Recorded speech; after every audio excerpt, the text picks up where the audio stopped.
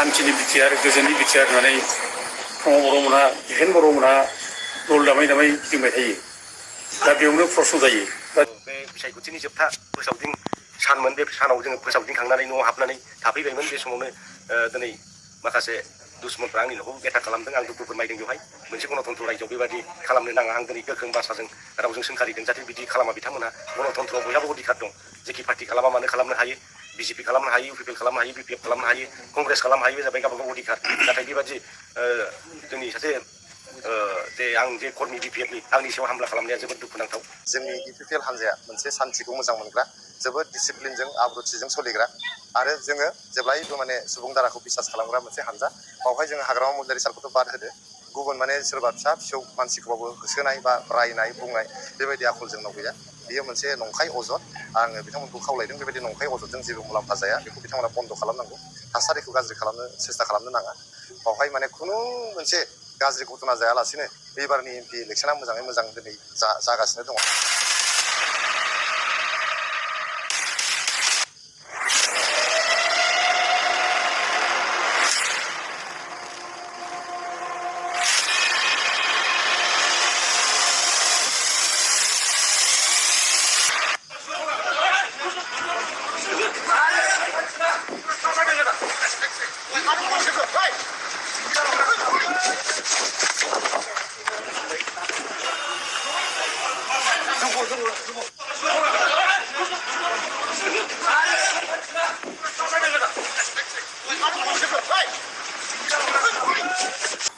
नै दाखालि जानाखि लैहोर लैहोर गवारिखौ बिपिएफ पार्टी अफिसनि मोखाङाव जानाय बुनाय, बे बुग्राफोरनि गासिबो माने रेकर्डफोरखौ दिनै रायजोफ्रा नुखाजोब्बाय। बिसिनि भिडिअ फुटेज नुजोबनाय जाबाय। बिसिनि माने केमेरा जे नुजाबाय केमेरायाव, बिसिनि सावगारिफ्रा गासिबो नुजाजोब्बाय। दा बिसिनि सावगारिखौ लानानै आरो भिडिअ फुटेज लानानै ओमफ्राय CCTV केमेरानि जानाखि रेकर्ड, बे रेकर्डखौ लानानै दिनै जाय बुजाग्रा लैहोर लैहोर गयारि अर्गानिक सेक्रेटारि इउथ बिपिएफ माने उइंनि लैहोर लैहोर गयारिया क'क्राझार थानानि इनचार्जनो माने FIR होदों। दा बे FIR नामाव दङ नै Shri Ashok Gayari, general secretary Debargaon block UPPL.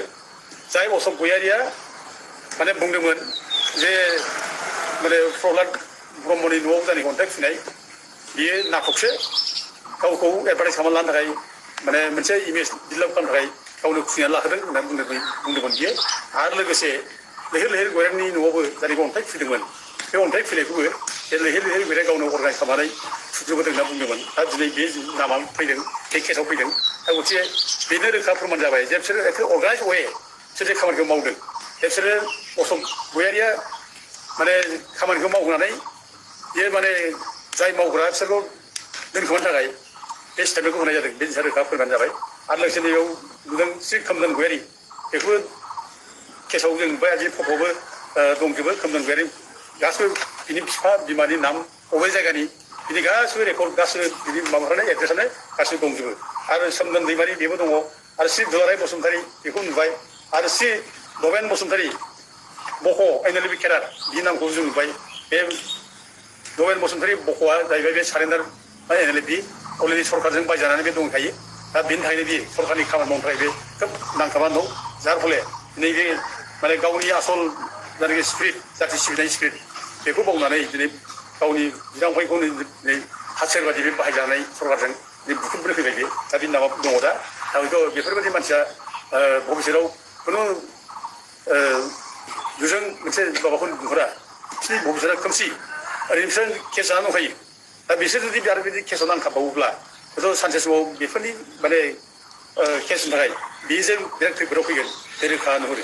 आरो दिनै बेफोरबायदि मानसिखौनो बोरै बर' फरायसाफोरा दिनै इउपिपिएलआ दिनै बोरै बाहायखो, बिसोरनि दारैसो बोरै पार्टि सालायनो हाखो, बे जिनिसा गिदिर प्रब्लेम जायो।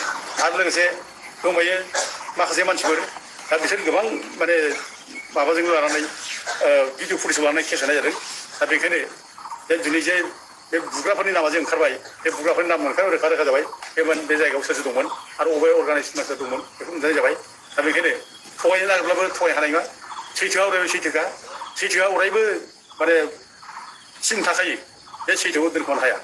बे जायनि खामानि मावनाय, बे बिबेक सोनो जाबाय, गियान सोनो जाबाय।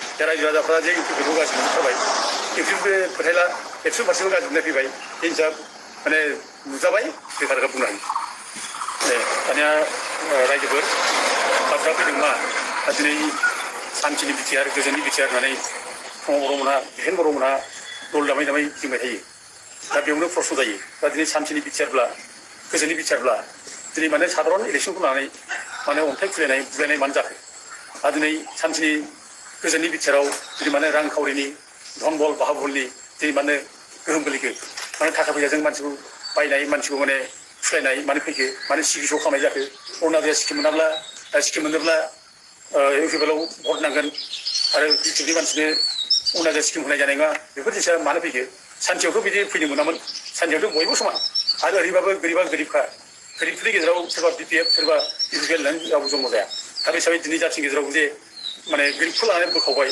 बिसोर बर' खावग्रा ब्रह्म आरो जोंना फुङाव बर' नोंसोर फुरा जासिम सलिनो थाखाय जाथिखौ दिनै माने इलेक्सनाव नोंसोर बोखावखो दिनै जाथिखौ माने स्किमजों माने बोखावखो दा दिनै जाथियाव माने बुलायस्लाय लाबोखो बेथ' दिनै रोखा रोखा जाबाय नोंसोरनि माने सान्थिनि बिटिआराव जे असान्थि जाबाय बेथ' दिनै रोखा रोखा जाबाय आरो नोंसोरनि सान्थिनि बिटिआराव दिनै मानो गोबां मानसि मानो गावथारनाय जाखो मानो बुथारनाय जाखो एकदम जोंसारखौ माने मख'नायनिफ्राय जोंसार जन कुमार ब्रह्म बेनिफ्राय आरम्भ खालामनानै हेमन्त नार्जारिमोन गावथारजानाय ओजों जिपिएस नार्जारिमोन गावथारजानाय ओजों थाख्लाय बियाव लानानै गावथारजानाय बे जिनिसा मानो जाखो मानो गावथारनाय जाखो सान्थिनि बिटिआराव मानो गावथारनाय फैखो बेफोर मा प्रमान जादोंमोनलाय अब्ला बेनोथ' प्रमान जादों बे बिटिआराव जेबो सान्थि गैयानाय आरो लोगोसे नोङो गोबां न' बां सावना ओंखारनाय जाबाय मानसि बुख्रुब बुख्रुब खालामनाय जाबाय गोबां मानसिखौ माने गिरु हारा खालामनानै माने जि जोम सावनाय दो दोख्ला बुख्रुबनाय बे रोखोम जाबाय दा बिदिया मानो जालांखो दिनै गावनि सरकारानो दिनै माबोरैहाय गावनि असे फिसाफोरखौ न' बां सावनानै बोरै माने माबानो हाखो माने खैदां खैफोदाव माने भुगिनो हाखो दा बेफोरनो दा दिनै नुबाय जे माने बिटिआराव जे सान्थि फैमाराखै बे दिनै प्रमान जाबाय दा बेनो रायजोफोर आंनि खोथाखौ आरोबाव मावलुबैदों जे जेब्ला मानसिया मटिभ्रम जायो जेब्ला मानसिफ्रा गियान सोंनो जायो जेब्ला मानसिफ्रा बिबेक सोंनो जायो अब्ला मानसिफ्रा नङै नङै बाथ्राखौ बुङो नंखाय बाथ्रा बुंनानै फोलायो बे बाथ्रा दिनै आं दहायबो बुंदों आरो बेनो दिनै बे बिटिआराव दिनै गियान सोंनो मानसिफ्रा दिनै जोंनाव संगठनखौ दैदेनगासिनो दं बिबेक सोंनो मानसिफ्रा दिनै जोंनि संगठनखौ दैदेनगासिनो दं दा जाबाय दिनै बिटिआरखौ मोजां होननानै बुंनानै दिनै रायजोआव थगायदों दा बिटिआरा जे गाज्रि दा बेखौ जेब्ला गाज्रि होनो बिसोर रिप्लाय होनो जेबो गैया दा दिफेन बर'बादि एफा गिदिर संगठननि बेसेना दिनै बे बुंनो गोनां जाबाय जे गामि दानख'नाय सुक्तिखौ मानो खालामना लाबोखो होनब्ला गामि दानख'नाय सुक्तिखौ लिरख्लादोंसो होननो गोनां जाबाय दा बेफोर माने बे गियान शून्य जानाय बिबेक शून्य जानाय नेतानि बे माने आखल बियो आरो लोगोसे बुंनाय जाबाय जे दिनै बिटिसिनिफ्राय 16था डिपार्टमेन्टखौ मानो डिसिनि हरनाय जाखो नोंसोरो मानो बेबायदि सुक्ति खालामना लाबोखो मोनखानाय बिटिसिनि गोहोखौ डिसिनि हरनाय बेबायदि सुक्ति 4.6 दङ बिटिआरनि सुक्तिनि 4.6 दङ डिसिनि माने पावार हरनाय बिटिनिफ्राय दा बे सुक्ति मानो लिरनानै लाबोनो फैगोनब्ला बे बुंना होनाय जाबाय जे माने डिसिखौ जों माने बाहायगोन डिसिखौ बिटिएसआ बाहायगासिनो दङ डिसिनि पावार हराखै दा बेबायदि मिसा खोथा बुंनाय नंखाय खोथा बुंनाय बे गियान शून्य नेताफोरनि बे माने आखु आरोखि दा दिनै बेफोर आखुजों जुदि जोंनि जाथिया दैदेनजानांगौब्ला जाथिया खुनि मुक्ति गैया आरो बे जाथिया गब्रायगोन आरो जाथिया खैफोद जागोन बेखायनो रायजो राजाफ्रा दिनै बेफोर नेताखौ जों दिनै बुजिनो रोंनांसिगौ बुजिनानै लानांसिगौ आरो जों बेफोर नेताखौ जों समाजनिफ्राय जों दिनै जानगारनांसिगौ